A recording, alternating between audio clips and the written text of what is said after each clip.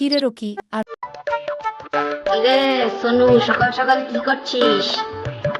দেখতে পাচ্ছিস না আইমান কোথায়? সোনু, জানি না রে। মা কি জন্য গ্রামে গিয়েছে এটা জানিস নিশ্চয়ই। আইমানের টুনটুনি কাটবে, এই জন্য দাওয়াত দিতে গিয়েছে গ্রামে। এই ব্যাপার তাহলে, ওর টুনটুনি কাটবো, দেখিস যেন বাড়ি থেকে পালিয়ে না যায়। মামা, কালকে তো তোমার টুনটুনি কাটবে, মানে মুসলমানি দেবে। সেটা কি মামা? কালকে তোমার মুসলমানি দেওয়া হবে। মামা, মুসলমানি মানে কি? বলে না মামা।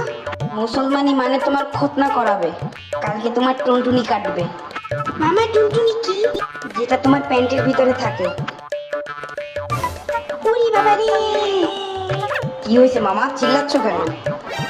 মামা, আমার প্যান্টের ভিতরে টুনটুনি পাখি ঢুকছে। এই টুনটুনি সেই টুনটুনি নয় বলদ, তুমি যেটা দিয়ে হিসু করো। মামা, তুমি কি তোমার টুনটুনি কাটছো? আইমান, কি বলছো এগুলো? তবে রে হলুদ ছাড়া আমরা দেখাচ্ছি। পানির নিচে ডলফিন থাকে জঙ্গলের মতো, হেঁটাটা জঙ্গলের মতো। উফ, আল্লাহ রে আল্লাহ, কোনো মতে পালিয়ে বাঁচলাম, আর আমার টুনটুনি কাটতে পারবে না। আপু, আইমান তো পালিয়ে গেছে। কি বলছিস নাকি তুই? আসলে আইমান পালিয়ে গেছে, এখন কি করব? তুই ওকে দেখে রাখতে পারলি না? এই ডাকি শুনলাম আইমান নাকি পালাই গেছে ও টুনটুনি কাটতে, এই জন্য আমি আগেই বলছিলাম চোখে চোখে রাখতে। তো বন্ধুরা, বাকি কাহিনী আপনারা অন্য পর্বে দেখতে পারবেন। ততক্ষণ সবাই ভালো থাকবেন, সুস্থ থাকবেন।